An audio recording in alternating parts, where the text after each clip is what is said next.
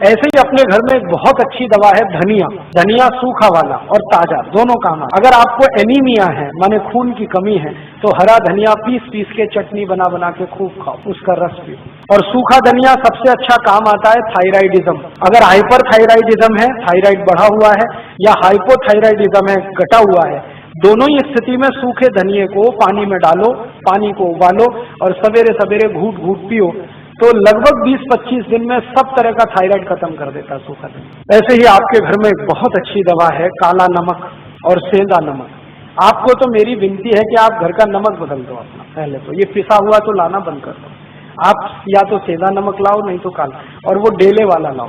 और सब्जी में नमक सब्जी बनाते समय डालो, सब्जी बनने के बाद नमक कभी मत डालो, क्योंकि सब्जी बनने के बाद नमक डाला तो वो जहर जैसा काम करता है। दाल बनने के बाद नमक डाला तो जहर जैसा काम करता है। और एक परंपरा बंद कर दो ऊपर से नमक डाल के खाने की। अगर कोई दिन आपको ऐसा लगता है कि नमक कम है तो कम नमक का ही खा लो, ये ऊपर से डाल के खतरनाक है। इसमें क्या होता है, दो चीजें होती हैं। एक तो जिसने बनाया है खाना उसका अपमान कर रहे हैं आप, उसको ये सिग्नल दे रहे हैं कि देखो तुमने नमक बराबर नहीं डाला है। भले आप बोले या ना बोले, उसको ये हर्ट तो करने ही वाला है, तो उसका अपमान कर रहे हैं और अपने शरीर का भी नाश कर रहे हैं। तो ऊपर से नमक डाल के तो खाना बिल्कुल बंद कर दो। थाली में नमक रख के बैठना, नमक जितना डालना है सब्जी बनते समय माने उबलना चाहिए, नमक डलने के बाद उसमें उबाल आना चाहिए। ऐसे ये बुरक के खाना ये तो बहुत खराब। जैसे हम सलाद पे कई बार नमक बुरक के खाते हैं, ये बंद कर दो। अगर कोई मजबूरी ही है, बुरक नहीं है, तो वो काला नमक थोड़ा बुरक लो और ये सफेद वाला तो बिल्कुल नहीं। तो इन चीजों से आप बहुत इलाज कर सकते हैं। नमक बदल दो, आपकी बहुत बीमारी चली जाए। और एक दो छोटी बातें बताता हूँ कि आपके घर में कुछ ऐसी औषधियां हैं जिनको दुनिया भर के लोगों ने आज मान्यता दे दी है।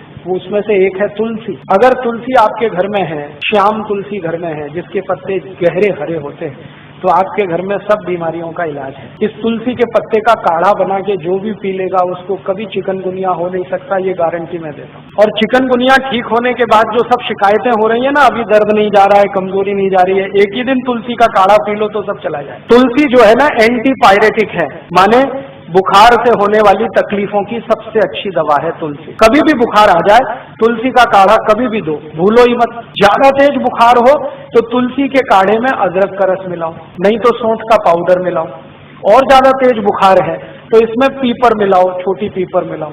और ज्यादा तेज बुखार है तो नीम की गिलोय मिला लो या नीम के पेड़ की छाल का पाउडर मिला लो।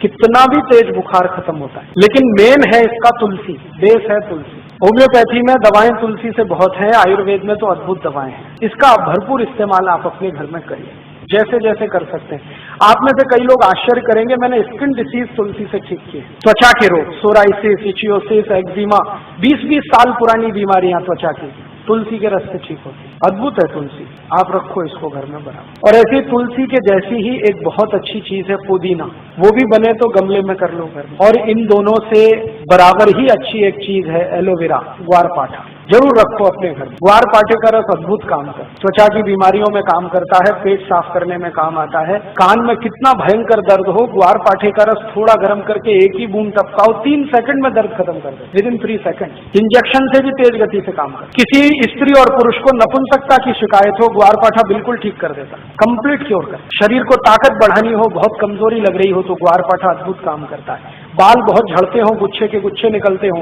ग्वारपाठे का रस बाल में लगाओ, जैसे तेल लगाते हैं, 1 घंटे के बाद धो लो तो बाल झड़ना बंद करा देता है। बाल ज्यादा काले रखने हैं तो ग्वारपाठा सप्ताह में 1 दिन लगाते ही रहो रस के रूप में, अद्भुत काम करता है। आंखों की रोशनी बढ़ानी हो तो ग्वारपाठे को इस्तेमाल कर सकते हैं, पीने के रूप में ले सकते हैं। बच्चों को फोड़े फुंसियां बहुत होती हैं, 1-1 चम्मच ग्वारपाठे का रस 3-4 दिन पिला दो तो सब फोड़े फुंसियां होना बंद। गर्मियों में घमौरियां बहुत हो जाती हैं तो ग्वारपाठे का इस्तेमाल कर सकते हैं। मनुष्यों में, पुरुषों को एक बहुत खराब बीमारी होती है, उसको बार्बर इचिंग कहते हैं। दाढ़ी बनाओ ना, उसके बाद लाल लाल फुंसियां हो जाती हैं, उनको बोलो कि ग्वारपाठे का रस लगा के फिर शेविंग करें तो कभी ये तकलीफ नहीं आती। एक दिन मैंने ये सब गिना तो 108 दवाएं हमारे रसोई में हैं, 108, और इनसे हर बीमारी ठीक हो सकती है।